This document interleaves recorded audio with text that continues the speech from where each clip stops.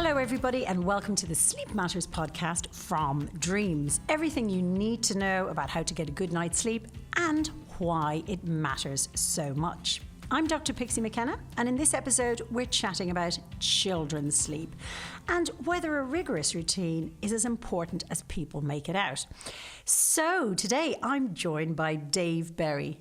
Welcome, Dave. Hey Pixie, how you doing? I'm very well, thank you. And Dave is a breakfast presenter, but he's also, more importantly, father to a daughter, Evangeline. And so I'm guessing she's 4 months old. Sleep is definitely something that's on the agenda. Sorry, what? Or a lack of sleep. And next to me, I have Maryanne Taylor. And Maryanne is a qualified sleep consultant. She specialises in getting children to sleep, all ages, getting them into bed and getting them to sleep. I needed you a long time ago. I don't need you anymore. So before we get started, how did you sleep last night, Dave? I slept okay. I've already been told not to say it out loud. A little bit like Candyman, the horror movie. If you say his name 3 times, he comes out of the mirror. But here goes, everyone. My daughter Evangeline is a sleeper. She likes to sleep. He said it. I'm He sorry. said it. I won't Now say it again. It's just going to be recorded. once now on the podcast and then I'm done. I'll never say it again. No, I'm sorry. I'm feeling good. Thanks for asking. Good. And how about you? You must sleep well, I guess. I generally sleep well. My children generally sleep well now, and I will stress the now because we've had lots of ups and downs with my children's sleep. But it's not set in stone, and there are plenty of times when we have downs on the sleep front, both with the kids and me. Did you end up in the job that you're in because your kids couldn't sleep? Absolutely. That's how I initially got to it. When we had our first child 16 years ago. We were first-time parents. I really hadn't been around babies much at all myself, and it just hit me hard. We didn't have a clue what we were doing, really, so we were trying all sorts of different things to try and help her sleep. And she wasn't a great sleeper, and I really struggled with that. I found it very, very difficult, the sleep deprivation. So I got very interested in the whole topic of sleep. And then when I had my second child, everyone said, oh, second time round, second children are great sleepers, you won't have any issues, and you know what you're doing. And actually, that wasn't quite the case with my second child. Yeah. That's what I said to the baby, but he wasn't listening to me.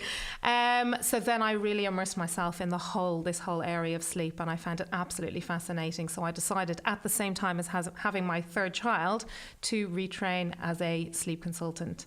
So that's really how I got to it, through my own obsessive nature and sleep deprivation. Has it been, sorry if you don't mind me asking, Maryanne, has it been easy to kind of implement the stuff you spent the years learning in getting your children to sleep? I know you've helped other people's children and stuff, but were they on board with that, or is it more difficult when it's your own child rather than somebody else's? Totally. It is definitely more difficult when it's your own child.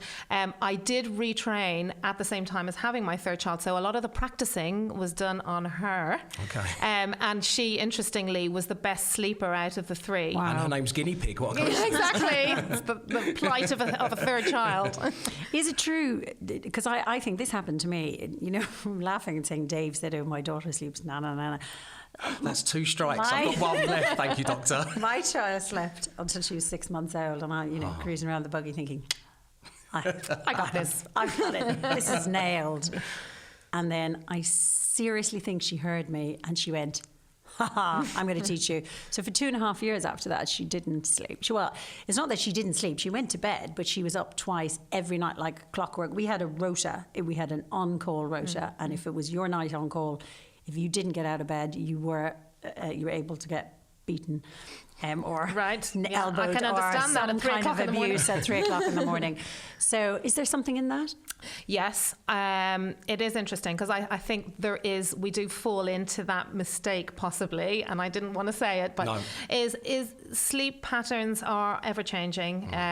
It's not an exact science, and babies and children aren't an exact science, so we can't say categorically that's it, my child is a fantastic sleeper. And as I said, there's always going to be those ups and downs.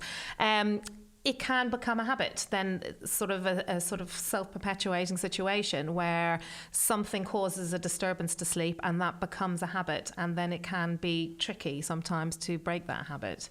It can happen over time naturally, but often children need some help. And I suppose there's that thing as well when you're a new parent or an inexperienced parent or just a parent. You always get that thing when your child, someone else looks after your child. Oh no, they didn't get up at all. Yeah. Why does that happen? Yeah, irritating as it is. A lot of it is about association for children. The children have an association with a parent, whether it be that a parent needs to be in the room or holding their hand or just whatever that may be. And that association becomes the issue itself. And when they're not faced with that association or a parent isn't necessarily there, then they don't have those issues with sleep. And what is the importance of sleep for kids? I mean, you haven't experienced it yet until tonight, obviously. But, you know, I know the issue when your child doesn't sleep, it's a problem for the whole family. But what's the importance for sleep in terms of children? Well, it's absolutely essential. I mean, it's essential for growth, for health, well-being, concentration. All of that is so affected by sleep. And we see it certainly with school-age children who aren't getting enough sleep. The focus and concentration at school is very much affected. And with younger children, I mean, often we have a situation, certainly with toddlers, where they're very active, very busy, they're kind of flying around all over the place, and you would assume that will make them tired. But often what it is, if a child is sleep deprived, then that becomes a little bit hyper. That situation becomes into a hyper situation, and a parent sometimes looks at that situation and assumes that their child isn't tired at all, and then maybe delays bedtime or delays naps or cuts out a nap because they feel that their child isn't tired enough. But often what that is exactly the opposite, and the child is overtired and therefore becomes more hyper. Another big benefit I've already found, even though Evangeline's only 4 months old, is that when she sleeps, it's an opportunity to trim those tiny razor-sharp fingernails that have slashed me in places I didn't even know existed. Yes. And when she's laying there, she's got her little hands out over the top of the thing. It's when we go with the little clippers. So we know it's just going to be a safer environment for mummy and daddy, if anything.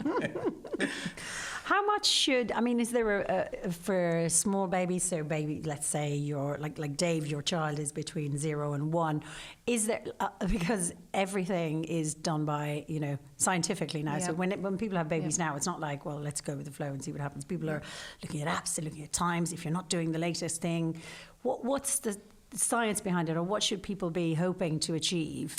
So that slightly worries me, that science of it. And I do think that has put a lot of pressure on new parents of that they feel that there has to be X number of hours of naps during the day and X number of hours of sleep. And it is variable. And children do have variable sleep to a degree.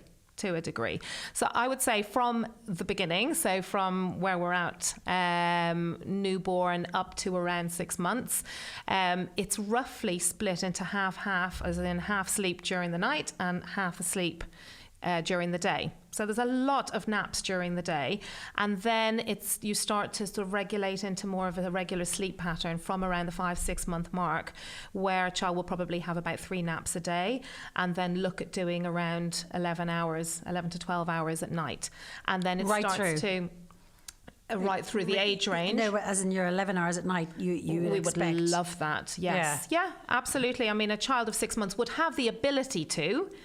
All things considered, and I'm talking about a child with average weight and size and all of that, all things considered, then a 6-month-old certainly would have the ability to be able to sleep through. Right. Wow. Imagine that. I'd be a different person, I think, if that happened. Evie does kind of 8 hours at the moment. She sleeps, you know, we nap her in the day, and then she's 8 p.m. we put her to sleep, and she kind of sleeps right through. That is amazing.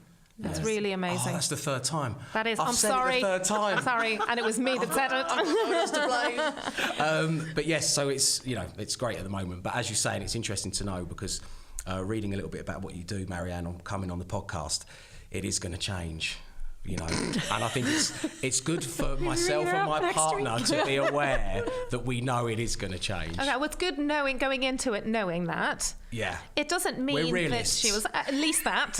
It doesn't mean that she'll become, I hate to say bad sleeper, but it doesn't mean that her sleep will be terrible, but it certainly will change, and it sort of morphs into a different type of sleep as well. So is that 6 months, is there something about that 6 month period that, you know, genuinely that maybe after 6 months, you know, the first 6 months you have a child who just does everything that they're supposed to do, and then after 6 months they just turn into... That's from experience, isn't Yeah. it? I can hear experience speaking there for the 6 month mark. Generally, up until around 5-6 months, the sleep patterns aren't massively established. So Right. it can be slightly all over the place, not in your case, but for a lot of newborns, it can be all over the place and there is no regular pattern. And from around the 5-6 month mark, it's where it starts to establish a little bit more. It coincides with introduction of solids at around 6 months as well. There's developmental jumps at around that time. So all of that brings us to a point where you start see a regular sleep pattern, and that's where hopefully we want the sleep to start extending and stretching at night. So that whole concept of routine, have you got a good routine, do you think? I think so, yeah. Yeah. I mean, as I say, where it works, fortunately, with my breakfast show is that I kind of can get home on average around midday. And that means that I get to spend some time with Evangeline, and my wife gets to go and speak to other adults and Nice. be a human being. And then, so there's usually a feed involved in that, and then Evangeline will sleep normally. Then we'll try and interact with her as much as we can and play with her, and then we try to put her to bed around 8 p.m. And then normally my wife and Evangeline sleep together in one room, and I go to the other room and sleep there so that I can get up at 4:30 and go All and do right, my so you're job. up early. So it balances it. That's our balance. So when you say you had a good night last night, I know what you're going to say. how did the baby... I just presume she How did the sleeps. two of them I go? never thought to ask her ahead of coming on here. No, but the baby is sleeping well, and that means my wife's getting her Yeah. rest, and so that's Great. it. And on occasion we all kind of stay together and stuff on a Friday, Yeah. and Saturday. It was good. Lovely. Because your routine, though, I think is quite important, isn't it? And so establishing, I guess, my understanding of what you're saying is if you can get yourself into the groove and have something established by that 5 or 6 months, Very much so. you're much more likely to nail it. Yes, absolutely. And babies and children thrive on predictability, thrive on routine. And it really can make a significant difference to sleep patterns, both nap times and night times, is to have that predictability, and also bedtime routine. And we all know that bedtime routine for children is important, but it's essential in my book, actually, is for a child to know what's coming next, how a bedtime runs. It's very soothing, it's very relaxing, and it's an important way for a child to start their night's sleep, is to have that soothing wind down. And is that true for not just, you know, babies and toddlers, but is that true for most age groups, right up? And adults, Yeah. absolutely. It's important. It's very important for us, and certainly adults who have sleep problems, of which there are many. The first thing we look at is what their process is leading up to getting into bed. Bedtime routine, it's the same thing. It's that sort of ability to be able to switch gear, both physically and emotionally, and give yourself the time to be able to kind of tone it down in the lead up to getting into bed. I mean, interestingly, as part of the routine, and I'm sure this isn't true of many people, because of my job and because I love to sleep, and I'm very fortunate that I do get to go off to sleep, and because my wife works hard and she's a new mum, and because my daughter is 4 months old, for those various reasons, we all go to bed at 8 p.m. Wow. Perfect. When great fun. That's amazing. When does Netflix happen? Yeah, well, this is it. This is the thing, because I think that there's a part of the part of the brain which, you see it from time to time, called FOMO, the fear of missing out. Yeah. And I think if you're lucky enough not to have that part of your brain switched on, then you're going to find it a lot easier to sleep. And I just don't suffer from FOMO. I don't worry about not being at the pub. I don't worry about missing out on that thing. Right. I'm kind of happy at home with my family. So it means that we all get to have a little bath time and a little Yeah. play, and we Yeah, all get to yeah. go to sleep, and I feel fresher in the morning. Amazing. I mean, that's not all the Amazing. time, bear in Yeah. mind. We don't go to No. to bed at 8 p.m. all the time, but you know, we're Dave often Berry all tucked up. goes to bed. Yeah. You heard Sounded it like here the old first. days. Sounded like the old You days. could talk Pixie. to my 16-year-old about going to bed at 8 p.m. That'd be great. It's 8 p.m. That's early. I think the other thing about the routine is it's all very well to have your routine, but what do you do if you've got a child who wakes up in the middle of the night and wants, I had a milk monster, so, wants something. Yeah. What's the deal with that? Do you leave them? Do you... So I think it's important to sort of establish what's happening there. Why is your child waking up? It's also relevant how old the child is. So a baby who is waking up for feeds and who still is feeding at night, then obviously that's a different situation, where if you have an older baby or a child who no longer needs feeds at night, or else just wants to see a parent, or whatever reason it is, it's first of all looking at what the cause of that wake up is. Are they looking for reassurance? Is it a habit? And addressing that. The key point of trying to address any kind of sleep issue during the night is being consistent with the process. So whatever process a parent is deciding to do, whether it be that they're going to go in, reassure their child and then leave, or whether they're going to sit by them until they go to sleep, whatever process they decide to go with. And it is very much a personal thing. We all parent in very different ways, and children have different personalities. So what suits one child doesn't necessarily suit another or another family.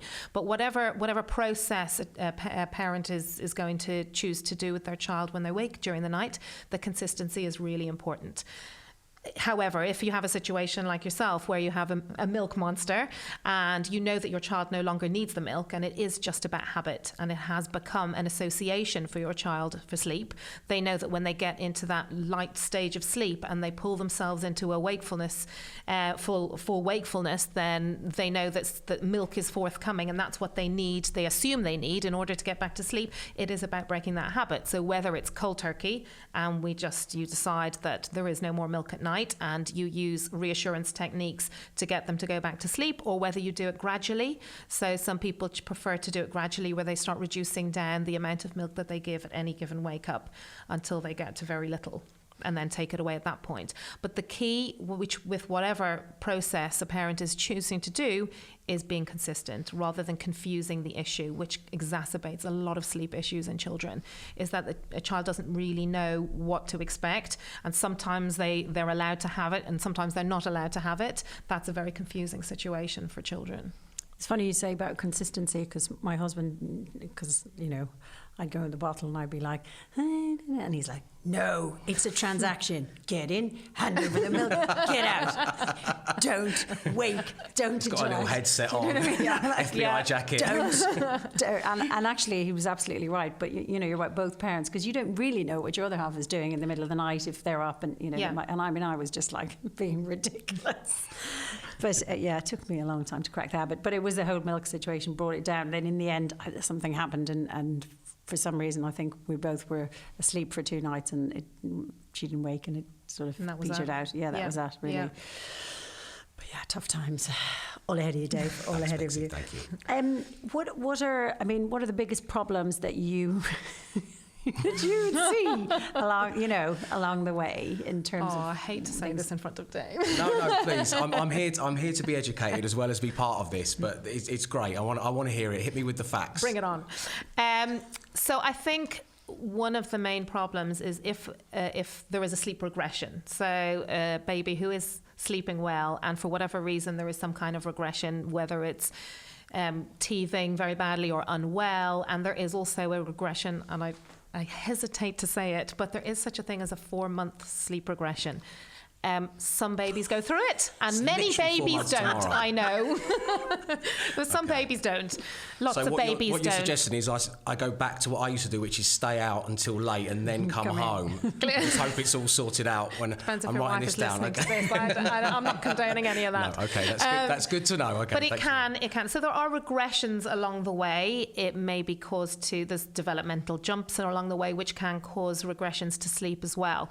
And I think some of the problems can happen when sleep regression is underway, and then a parent sort of falls into a situation where they're fueling it. So they get to a situation where they start rocking their baby back to sleep each time they wake up during the night, and that becomes the next habit. Or they give milk each time the baby wakes, and that becomes the habit. So whatever it is that a parent falls back on during these times of regression, that can then set this will sort of set the scene for ongoing sleep issues. So that's where we want to be careful if there are regressions to sleep, is that you don't do something to fuel it as an ongoing issue.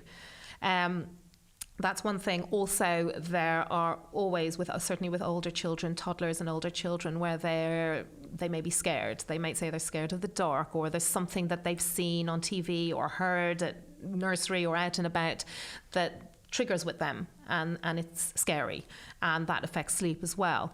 So it's also about addressing that. You do need to address your child's fears and rather than ignore it, but there's got to be a certain boundary where what you don't want to do is, when a child is saying that there's a monster in the room, start looking around the room for the monster. That's almost acknowledging the fact that there is one. What I'm taking from this is it's not about fatherhood, but I've been a terrible uncle to Alice and what Penny. have you done to them? There's monsters everywhere. We're playing, we're running away from them. Yeah, I should stop doing that. Yeah, my maybe. sister will be thankful. Okay, good to know. But things like monsters, for instance, if you acknowledge that there may be by looking under the bed or opening the cupboard, then that's an acknowledgement of the fact that, well, yeah, I'm just going to check that they're not here. So when your child is lying in bed in the dark, looking around the room, thinking, I wonder if they've arrived. So you honestly want to... This looks like this is news to you. But she's doing fine now, isn't she? We brought the dog upstairs to sniff the monster out. Right. Oh, okay. Yeah. Right. But she realises this. Oh, no, I mean, that was ages ago. She's She's fine. good now. She's good now. She's good now. Yeah. But things like that, which we wouldn't realise, you don't assume, you just think, well, I'm just sort of reassuring my child that the monster is not here. But that's for the here and now. So you just want to be careful that it doesn't become a thing where there's sort of an acknowledgement of that. Something that does work well, just by the by, saying as we're on the subject, is having a bottle with water with a few drops of lavender, which is very soothing for sleep, and spraying the room to make it feel like monster. So it's just a safe haven. Try not to say the monster will wait outside the door. The monster's waiting outside the door and won't come across the door once we've had the spray. Okay. And then you're waking up 15 times a night You're to there spray. with a super soaker full of lavender water. Oh, wow. So it's things like that we don't assume would cause an issue, but can. What about co-sleeping? So you were saying that your wife sleeps with your daughter when you're working and all of that. What? How does that? Well, obviously, it doesn't affect the sleep, I guess. No, I mean, obviously, I'd like to point out I'm there to lend a hand and all of that. We've just been fortunate. It would seem very fortunate that Evangeline is sleeping as much as she is, and we have all co-slept together. But Evangeline hasn't slept on her own yet. There's always been myself, my partner, or my partner. Yes, so we haven't let her sleep on her own yet. So how do you feel about that? So, I was like, out of my room as soon as you can. So exactly, I think that's exactly the point. Take your own lavender spray and get out. Yeah. Do one. Yeah. Go. I was the same. Do you think I should? Should we do that? I'm half Irish, so I can join in if you like. What do you think? What should we do? So I think co-sleeping is great if it's working well for everybody involved. I think if everyone's sleeping well, the baby's sleeping well, and the parent is sleeping well, and everyone's happy, then I think that's great. I think if you fall into a pattern of co-sleeping where it hasn't been an actual choice, then that's obviously something that you want to address. So if you find that your child is not going into the cot easily and they're crying, and you end up bringing your child into your bed because needs must at 2 o'clock in the morning, and you're just desperate to get to sleep, which is hugely understandable, then you fall into that pattern of ending up sleeping next to your child, not necessarily by choice, then that is something that you would want to address. But I think co-sleeping in itself, and obviously you want to make sure that the environment is safe, and you're following all the guidelines for that, then I personally don't have an issue with it. It only becomes a problem if it's a problem, and if somebody's not well, or not dealing with it well, or if a parent is finding that while the baby is sleeping well, they're lying sort of rod-rimmed, can't move, and that's not conducive for good sleep for a parent. And get kicked and all kinds of things. Yeah, and worried and sort of not able to relax. What about parent sleep? So you're getting enough. I mean, you get up early and you go to bed early. Yeah. But you're getting enough sleep. As a family, do you think you're getting enough sleep? I do think we're getting enough sleep, but we always ask one another if we feel we're getting enough sleep, because I think that obviously to touch back on, we know it's not going to be this easy forever. there's no point in having a tired mum and dad. I think that's why I try and come home That's and I so try true. because we're fortunate to be able to do that because of the hours that I work, and Sarah Jane's off of her work to look after the baby, but it means that she can either go to sleep or she can go out and go for a swim or go for a walk or whatever, because it's important that you look out for one another so that you're as sharp as you can That's be so for the baby. But no, we are collectively, on the whole, not always, of course, but we're sleeping pretty well. One of the best pieces of advice I got was don't have a tired off. You know, it's not a competition to see I'm more tired than you, and actually just be practical about it, as you say. And, you know, if you need to go to sleep, go to sleep. A friend of ours said, you know, if you find that there's a time in the day where the baby is asleep and you've got emails to do or you've got housework to do or you've got things to get on top of, just forget about it and just go upstairs and get some sleep. Have a nap. And just take that It's couple of hard hours to do that. to whatever It is you can. hard. I mean, it is the of advice, course. and obviously that's the best bet if you can have a sleep during the day when the baby's sleeping. But it is hard because that's your time. That is because often when you have a new baby, you feel like your whole day and sometimes half your night is taken up with just the baby, and there's no time for anything else and any space for anything else. And I suppose there is that sort of situation where the baby goes to sleep and it's that, oh, what am I going to do? Am I going to get to sleep? Am I going to do emails or whatever? So it can be tricky to do that. It can be tricky to just leave it all and take yourself off to bed. But obviously from a point of view of how you're feeling and how much sleep you need as a parent, then it's advisable. You can. What about technology? I was on the train the other day and there were two lads on the train and they were fathers of new babies, young babies, and they were having this big discussion. Everyone was listening to it. And I mean, you would think they had reinvented the wheel. It was quite interesting. It was quite enlightening. Anyway, one of them said to the other, well, you need to get this app because this app will tell you when your baby is going to sleep or when your baby is going to have a bad night or be grumpy, and you plug in the due date and the age of the baby. And I was thinking, well, last thing I would want to know is you're going to have a hellish night tonight. You know, I mean, can we use technology to help us get our children to sleep, or is it more of a hindrance, or should we just use our common sense? I would always go with common sense. Yeah. I would always go with instinct, parental instinct.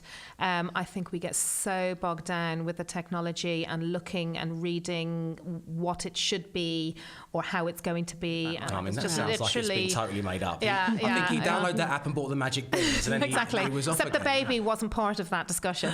It's like the baby books. The babies haven't read the baby books, so they're not part of this. So I do think it can induce a lot of anxiety, certainly for new parents, is to feel that it has to be a certain way, and when they're looking at the technology of it. And I think it has a place. I do think it has a place. So things like tracking sleep in terms of naps and nighttime sleep, and often when I work with parents one-to-one, I do ask them to keep a sleep log as we're going through a process, a sleep plan, and apps have a place for that. But I think you can get very bogged down with that, and it can induce more anxiety than anything else. And I think for people that have issues with sleep or have issues with their children's sleep, then that becomes all-consuming. Yeah, so old school, if you need to write it down and make a note of it somewhere, I guess, but don't get too bogged down. And I think we also tend in current day, and with all the technology and the internet and all the information we could ever want in the world available to us at our fingertips, I think sometimes we've lost sight of our instinct, our parental instinct, and I think that's hugely important. Hugely important. I mean, nobody knows your child better than you as parents, and I think we tend to lose that now. And I think that's a shame, because I put a lot of store on instinct. So what would your advice be, Maryanne, in terms of new parents listening who have sleep issues? What would be your sort of top 3 tips? With their children's sleep, yeah. So one is at the beginning, so from newborn up to 5 months or so, your stage. Enjoy the time. Don't try not to get bogged down. Really You're doing it. You're doing it. Yeah. But why do you think I snuck out in the middle of the day to do this podcast? Try not to get so bogged down. I think so there's this assumption that they have to sleep during the day for X amount of time at any given nap.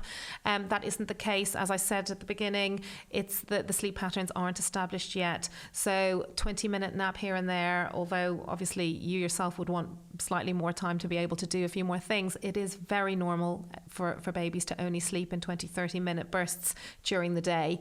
And it can take a little bit of time for them to start stretching that. So enjoy the time. Don't feel that you have to be sort of beholden to being in the cot for all the sleeps and all of that at the beginning.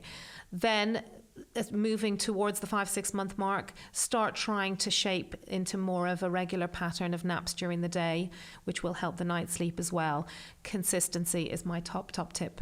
Consistency. Right. So once you've decided to address sleep and at whatever level that is, then really consistency across the board, which will keep frustration levels for your child and baby to a minimum. And that's consistency as parents, but also anyone else who's looking after should be quite strict. Yes, absolutely. And also responses to your baby. So if you have decided that your child doesn't need to drink milk, for instance, during the night anymore, and you've decided between you that this is how you're going to respond, then having everybody do the same thing is really important, but also that your child understands that this is what happens when they wake up during the night. So it isn't a situation where one parent goes in to do one thing, the other parent goes in to do the other. So the child doesn't know what to expect. Yeah. So this is of course the equivalent of, as they get older, be, well, mum said I could, dad said I could. Oh yeah, lots of that. Lots of that. This is the seed of that. Lots of that. Okay. Just one other thing I will say, and we mentioned before about technology, is that certainly with toddlers and older children, it is very tempting to kind of throw them an iPad to keep them calm in the lead up to bedtime. I would steer away from that. Yeah. I would steer away from using screens in the lead up to bedtime. Make bedtime be a sort of a bonding experience and the time that they have that one-to-one focus and attention from a parent or a caregiver, whoever's doing bedtime. Brilliant. And Dave, what would you say to all those new parents just about to, they might be just about to have a baby? What in terms of sleep? Do you have any secret weapon? Well, I think our secret weapon, it's as far as you're talking about technology and sleep, it's the only piece of tech we have really, or two pieces. There's a lamp, which we put this nice little pink curtain around that we have that gives a lovely glow to Evangeline's room. And we have this owl teddy bear, and you press his little foot and he plays a heartbeat. And that and a bit of hand holding kind of is our trick at this stage. So get an owl friend and then just basically lock the door and the owl will do everything for you. It's fine. Just leave them alone and you've got 10 hours. So I'm living proof that can happen. It's fine, don't worry about it. Exactly. Head can turn around all the way, so always watching. If there's any danger, perfect. Oh, brilliant. So do you reckon you're going to sleep well tonight then, Dave? I'm going to be nervous about what I've said on this podcast.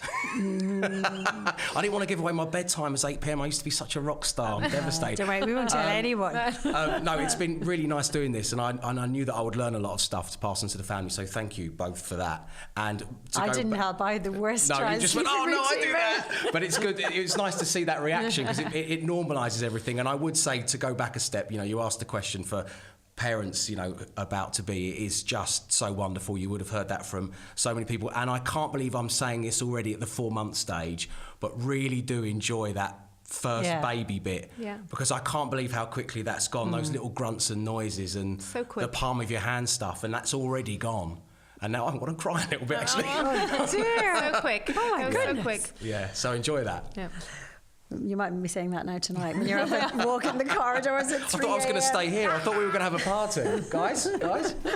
No, you go to bed at 8. Super. Thank you so much, Dave. Thank you so much, Maryanne. That's been really, really good. I think slightly late for me as my daughter is now 6, but, good to know. Thank you for watching the Sleep Matters podcast from Dreams. If you enjoyed it, then please press the like button below. And if you want to see more, then you can subscribe to this series.